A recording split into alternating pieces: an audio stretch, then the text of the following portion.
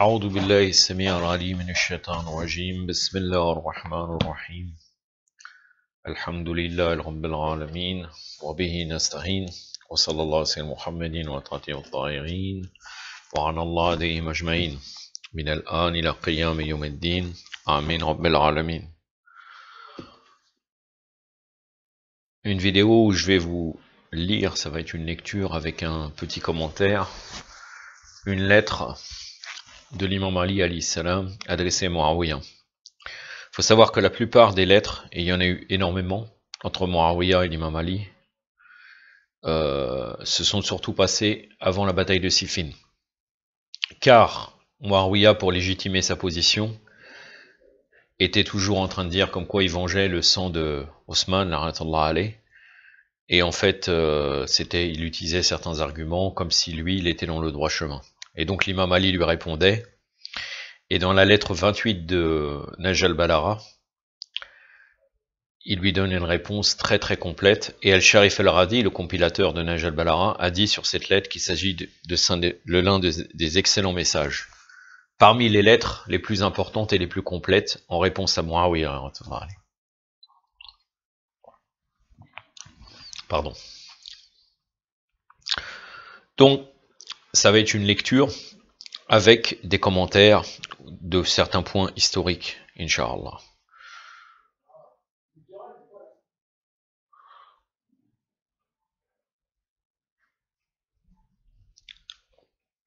Ça me fait penser que je suis vraiment désolé pour le côté technique. Je vais devoir m'absenter même pas une minute, car j'avais une parole à vous donner dans Nahj al-Balagha, et au cours de et je n'ai pas le livre à côté de moi. Donc je m'excuse, mais bon, ça fait improviser, et donc je pense que ça donne un peu de vie. Donc je reviens tout de suite, Inch'Allah.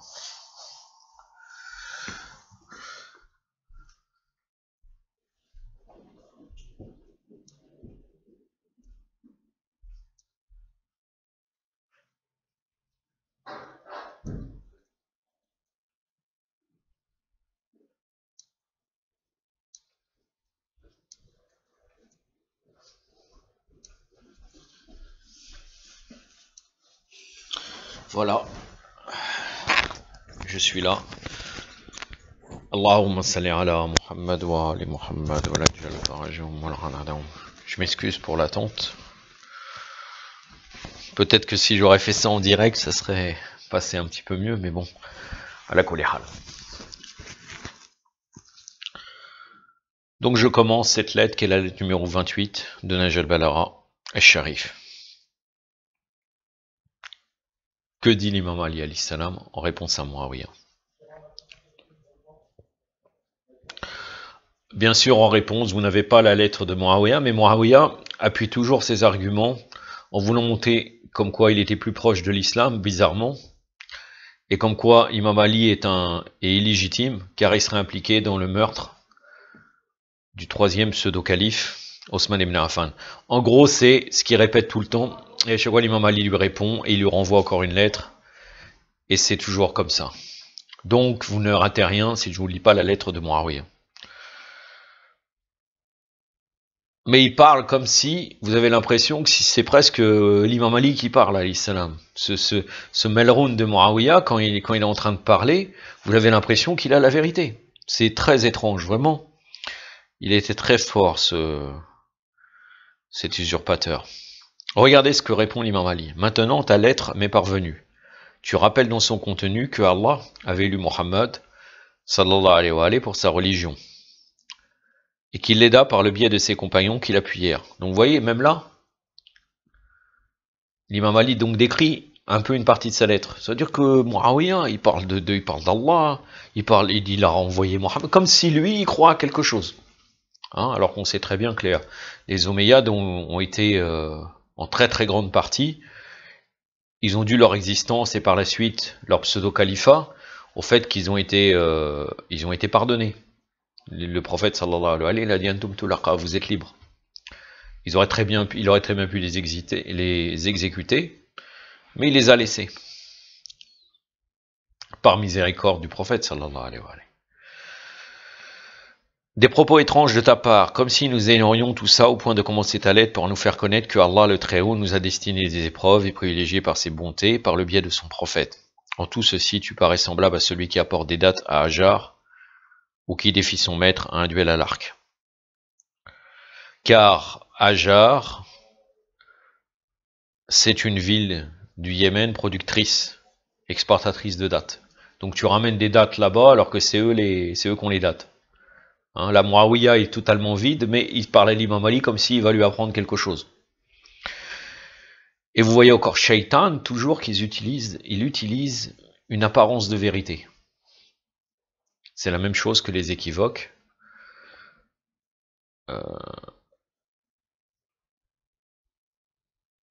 Mutashabiha, les équivoques, donc l'équivoque c'est les shubuhat, pardon.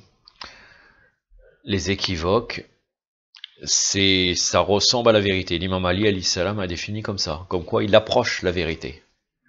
Car c'est pour ça que c'est des équivoques, ça crée des doutes dans les esprits, et après on arrive à suivre le faux. Na'udhu billah.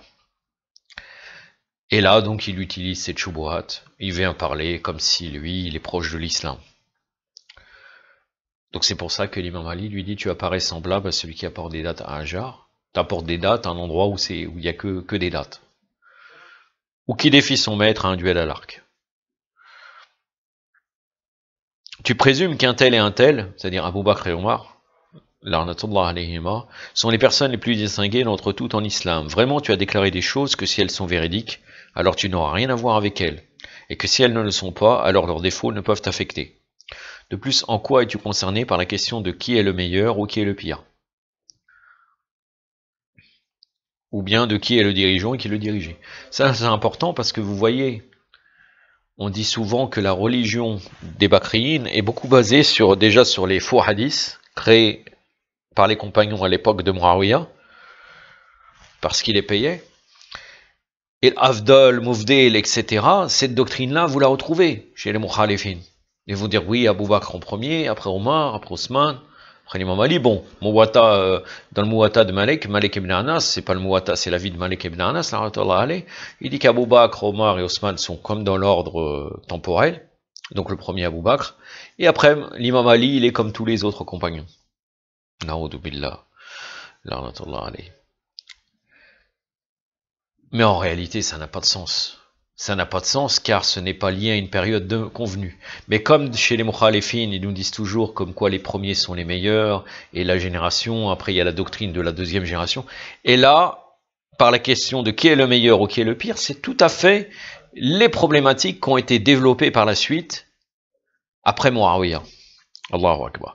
Qu'ont-ils à voir les Tulaqa? Les Tulaqa, c'est ce que je vous ai dit, c'était les ennemis du prophète, sallallahu alayhi wa sallam, qui l'ont combattu, et à la libération de la Mecque, quand le prophète a pris la Mecque, il les a amnistiés. Mais en vérité, au fond d'eux, ils sont restés hypocrites. Les Omeyyades, Muawiyah, tous ces gens-là sont issus des Tulaqa, d'une manière directe ou indirecte, ils faisaient partie des Tulaqa, ou bien sinon des enfants de Tulaqa. Donc grandis dans la haine du prophète et des Ahlul Bayt, alayhi salam, sauf quelques personnalités exceptionnelles. Qu'ont-ils à voir les Tulaqa, les amnistiés et les enfants du Tulaqa, dans une comparaison avec les premiers Muhajiroun, ou dans une classification du degré de leur distinction, une définition de leur rang. Et là, c'est bien regrettable. Le bruit d'une flèche est produit par ce qui n'est pas une flèche. Et celui contre qui le verdict se devrait d'être prononcé a pris la place du juge. Car il va lui démontrer qu'il est coupable, même au niveau du meurtre d'Osman, il n'a rien fait pour le protéger. Le bruit d'une flèche qui est produit par ce qui n'est pas une flèche, c'est un proverbe arabe qui se dit d'une personne qui se flatte d'être une noble tribu alors qu'elle n'a aucun lien avec. Je ne sais pas si un de mes amis, un ancien ami, et encore un ami en vérité, si je le vois, bon je le vois plus, j'ai perdu de vue, regardera cette vidéo, je suis vraiment pas sûr, mais ça me fait penser que lui disait un jour, c'est exactement la même chose que le bruit d'une flèche qui est produit, mais en vérité c'est pas une flèche. Il a dit un jour, les mouches, ils ont voulu imiter les abeilles, ils n'ont fait que le bruit. C'est-à-dire les mouches, ils ont bougé, mais les abeilles produisent le miel. Et ces mouches-là ont fait que du bruit. C'est-à-dire on a cru, ils ont voulu se prendre pour des pour des abeilles. C'est comme par exemple dans la fable de La Fontaine, bon, il s'est basé aussi beaucoup sur Ibn Muqafa. J'en avais parlé, j'avais présenté le livre d'Ibn Muqafa, Kalila wa Dimna. La Fontaine a son fameux proverbe, sa fable, pardon, la grenouille qui voulait se faire plus grosse que le bœuf. Elle a cru à un moment donné qu'elle était un bœuf. Là, c'est pareil. Hein, une flèche, elle a pensé bruit d'une flèche, hop, alors que ce n'est pas une flèche. Ô l'homme, ne peux-tu pas voir ta propre déficience et en connaître les limites? Ne peux-tu pas prendre conscience de la petitesse de ton niveau et rester là où la destinée t'a placé? Tu ne dois pas te mêler ni de la défaite du vaincu, ni de la victoire du victorieux. Tu t'élances avec force vers l'égarement et tu t'éloignes malicieusement de la voie droite, n'en as-tu pas conscience? Tu ne dois pas te mêler de la défaite du vaincu parce que tu es impliqué du près ou de loin au meurtre d'Osman ibn Affan.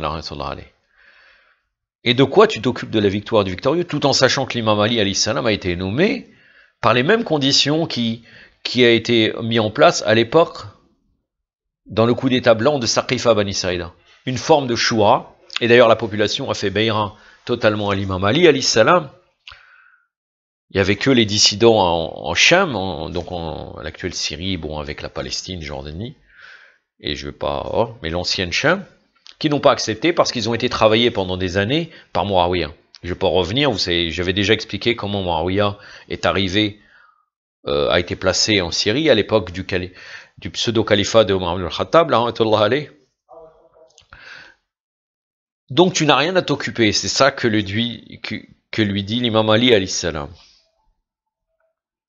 En réalité, tu t'élances avec force vers l'égarement et tu t'éloignes malicieusement de la voie droite. N'en as-tu pas conscience? Je ne viens pas t'annoncer des nouveautés. Je rappelle seulement la grâce d'Allah. Parmi les Muhajiroun et les Ansar, certains ont trouvé le martyr dans le chemin d'Allah, le Très-Haut, et chacun d'eux est honoré. Lorsque l'un d'entre nous rencontra le martyr, il fut désigné maître de tous les martyrs. Là, il lui rappelle la noble ascendance et la lignée de l'imam Ali alayhi salam, des proches des Beni Hachem. Là, il lui dit le maître des martyrs. Le maître des martyrs, c'est Hamza ibn Abdel Muttalib, qui a été appelé comme ça. Contrairement aux autres qui sont tombés martyrs. Muhajiroun ou Ansar, s'ils ont combattu, ils sont tombés martyrs. Là, non, pour Hamza, Sayyid al-Shuhada, le seigneur des martyrs. Alors, le prophète, sallallahu alayhi wa alayhi, lui fit l'honneur de réciter 70 takbir en accomplissant sur son corps la prière du défunt.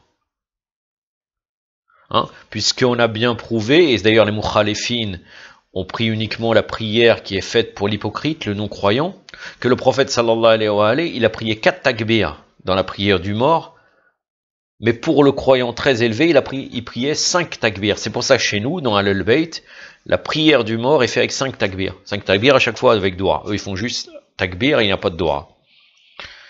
Pour Sayyid al-Shuhada Hamza, 70 takbir. Allahu Akbar. Regardez. Est-ce qu'on peut comparer avec ces gens-là, avec Muawiyah et les Omeyyades? N'as-tu pas appris que de nombreuses personnes perdirent leurs bras dans le chemin d'Allah et que chacune d'entre elles en est honorée, mais lorsque cela arriva à l'un des nôtres, il fut désigné celui qui vole au paradis avec une paire d'ailes. Qui? Ja'far ibn Abi Talib à la bataille de Yarmouk. C'est Yarmouk si je ne me trompe pas. Ja'far al-Tayyar avec les 2 ailes. Allahu Akbar. Il a perdu ses bras. Presque dans une histoire proche de Abbas, Abu Fal al-Abbas, alayhi salam, le demi-frère de l'imam Hossein, alayhi salam.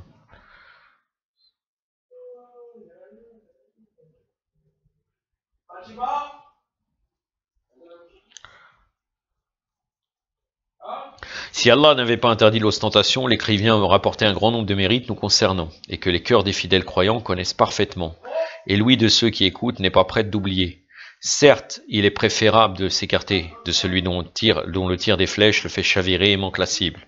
Nous, les gens de la demeure prophétique, sommes les réceptacles des bontés de notre Seigneur, alors que les hommes les reçoivent ensuite par notre biais. C'est-à-dire que eux, ils sont la source de bonté, et les gens profitent des bontés des Ahlul Bayt, alayhum salam. Alors que l'autre, il veut tirer des flèches en se gonflant, alors qu'en vérité, il n'y a rien. Même pour il va bouger à force de vouloir tirer des flèches, il bouge et finalement il manque sa cible. C'est tout à fait cette image que l'imam Ali alayhi salam nous donne. Regardez le balar à l'éloquence. Malgré notre ancienneté en matière d'honneur reconnue de prééminence sur tes gens, cela ne nous a pas empêché de mêler à vous, d'épouser des vôtres et d'être épousés par les vôtres en égaux, mais en réalité vous ne l'êtes pas par rapport à nous. Là il parle du fait comme quoi extérieurement ils sont des musulmans, donc on leur donne des femmes, comme par exemple Ruqayya et Kulthum qui ont été mariés à Osman ibn Affan rahmatullah alayh.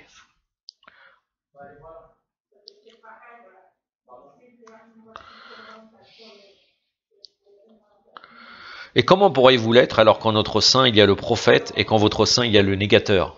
Abu Lahab, Abu Sufyan, par exemple. Alors qu'en notre sein il y a le lion d'Allah, Hamza ibn Abdel Muttalib. Et qu'en votre sein il y a le lion des coalisés, Abu Sufyan, blasphémateur du prophète sallallahu alayhi wa alayhi. Alors qu'en notre sein il y a les deux maîtres de la jeunesse du paradis, Al-Hassan et Al-Hussein, salawatullah alayhima. Alors qu'en votre sein il y a les enfants de l'enfer. Alors qu'entre nos seins il y a la dame souveraine des femmes, Sayyidati Nisa al-Alamin, des mondes, Fatima az-Zahra alayhi salam. Et qu'en votre sein il y a porteuse de bois, c'est al-Hakam, al-Hakam, qui est cité dans la sourate Tabbat Yada Abu Lahab. Celle qui a amassé le bois, c'est al-Hakam, l'arnatullah alayha. Et combien d'autres vertus nous concernant et combien d'autres défauts vous concernant.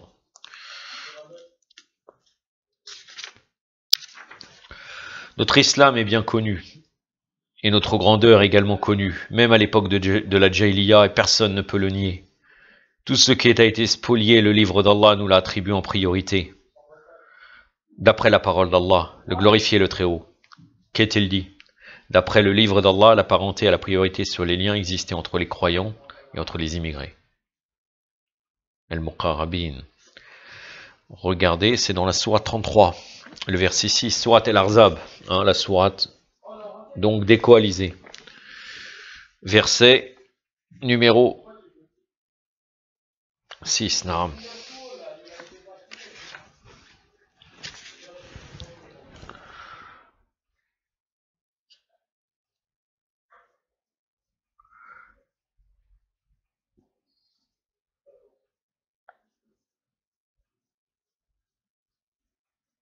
C'est au milieu du verset. A'udhu billahi sami' al-alim minash shaitanir rajim. Wa ulul arham ba'duhum ulal bil ba'd fi kitabillah min al-mu'minin wal muhajirin. Sadaqallahu al-aliyyul azim. Allah subhanahu wa ta'ala nous dit aussi, les hommes les plus proches d'Ibrahim alayhi salam sont vraiment ceux qui l'ont suivi, ainsi que ce prophète et ceux qui ont la foi, autrement dit les mu'minin, en particulier les Ahlul Bayt. Allah est le maître des croyants. La sourate Ali Imran, verset 68.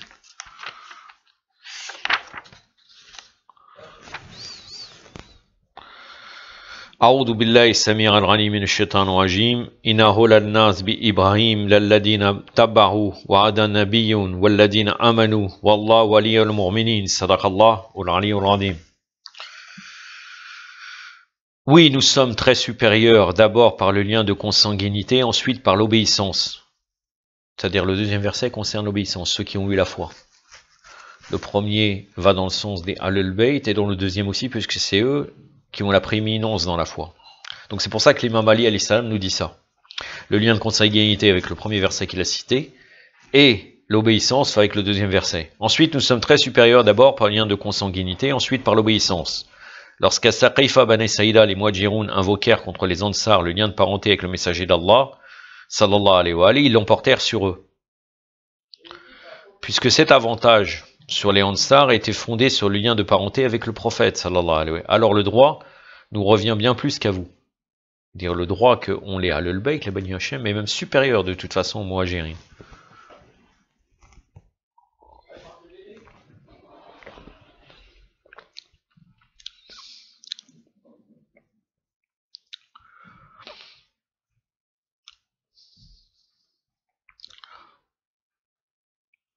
Mais comme il en fut finalement autrement, alors ce que demandaient les Ansar était donc tout à fait raisonnable et digne d'eux. Parce que de toute façon, C'était déjà une usurpation, même de la part des Mouhajirines. Tu prétends que j'ai été jaloux de chacun des califes précédents, et que je me suis révolté contre eux, même si cela eût été ainsi, en quoi cela aurait-il porté atteinte pour qu'une explication te soit due? C'est-à-dire, en quoi tu es concerné par cela? Quel est ton rapport avec les histoires de califat et de croyance ou quoi que ce soit? Toi, Muawiyah el-Kafir. C'est là une affaire dont aucun reproche ne s'adresse à toi. Tu dis que j'ai été traîné tel un chameau que l'on tire par l'anneau fixé dans ses narines pour prêter serment d'allégeance. Par Allah, l'Éternel, tu as tenté de me vilipender, mais en fait tu m'as loué. Tu as essayé de m'offenser, mais en définitive tu t'es avilé toi-même. En effet, de quelle offense peut-il s'agir pour un musulman victime de l'oppression alors qu'il n'entretient aucune incertitude quant à sa religion, ni aucun doute envers son témoignage de foi? Remarque s'adresse aussi à d'autres, et je t'en ai fait part que du minimum qui correspond à les circonstances actuelles, puisque lors de la prise de pouvoir d'Abu Bakr, que s'est-il passé? Ils ont forcé l'imam Ali. Et d'ailleurs, même quand ils l'ont enchaîné pour faire la Bayra, ils ont pris sa main et l'ont posé dessus. Parce que, on dit cela, d'ailleurs c'est trouvable dans Kitab Samarkay Selil Ali, je dis cela parce que les Mukhalifines nous font croire qu'au bout de 6 mois, il a porté allégeance. Il est même parti voir Abu Bakr, lui dit, écoutez, nous, il n'y a pas de problème, c'était Fatima Zahra qui avait, alayhi salam, qui avait un problème avec vous. Mais en réalité, ils ont pris sa main, ils l'ont posé sur la main d'Abu Bakr. Ça n'a rien à voir avec une véritable Bayra. C'est pour ça que Muawiyah se moque en disant j'ai été traîné tel un chameau. Mais l'imam Ali alayhi salam, tu as été traîné comme un chameau. L'imam Ali alayhi salam, qu'est-ce qu'il est en train de dire? Il a dit moi c'est une fierté parce que je suis du côté de la vérité et vous m'avez forcé. Donc j'ai subi une oppression. C'est une fierté. Car il n'a pas laissé sa religion. Puisque tu parles de mon comportement avec Osman et en cela une réponse t'est nécessaire en vertu de ton lien parenté avec lui, bien, lequel d'entre nous deux fut le plus inamical envers Osman, et avec lequel tu nous as œuvré pour freiner ses agresseurs? Lequel de nous deux lui offrit son soutien qu'il refusa et qu'il l'écarta? Parce qu'il est connu que lors de l'assaut de la maison d'Osman, Muawiyah était à la frontière de Médine avec ses troupes. Il est resté à la frontière jusqu'à aux limites, pardon. Aux limites, il est resté jusqu'à qu'il a appris qu'il était tué. Et pour lequel de nous deux qu'il appela à son secours, mais qu'hésita et tarda à lui répondre, laissant ainsi la mort s'approcher de lui jusqu'à ce que la destinée l'emporta. Car, en vérité, Muawiyah, quand il a vu cette révolte, il a réfléchi, il a dit je peux en profiter. C'est moi après qui va réclamer la vengeance, car il savait très bien que parmi les gens insurgés qui étaient contre Osman ibn Affan, il y avait des gens proches de l'imam Ali, comme par exemple Muhammad ibn Abu Bakr, Radhiyallahu alayhi, Ammar ibn Yassir et d'autres. Non, par Allah, Allah reconnaîtra sûrement ceux qui parmi vous suscitent des obstacles et ceux qui disent à leurs frères venez à nous, tandis qu'ils ne déploient que peu d'ardeur en combat. C'est un verset coranique, c'est dans Sourate toujours El Arzab, le verset numéro 18. أعوذ بالله السميع العليم من الشيطان الرجيم قد يعلم الله مواقعين منكم والقائلين لأخوانهم حلهما إلينا ولا يتنا البس إلى القليل صدق الله والعلي العظيم. Je ne présente aucune excuse pour lui avoir reproché ses innovations, car si mon bon conseil et ma guidance à son égard peuvent paraître comme une faute, il se peut qu'une personne blâmée soit sans faute, mais souvent la personne qui persiste à donner des conseils finit par être accusée.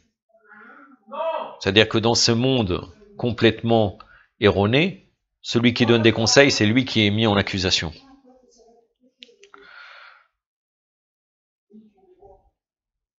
Et l'imam Ali alayhi salam nous dit, à force de conseiller quelqu'un, elle peut finir par douter de la sincérité de nous. Ça, on le vit fréquemment, malheureusement. Or, je ne veux que la réforme autant que je le puis, et ma réussite ne dépend que de Allah. En lui, je place ma confiance, et vers lui que je reviens repentant. C'est un verset coranique. C'était les prophètes qui parlaient comme cela. Dans Surat al-Hud, verset 88.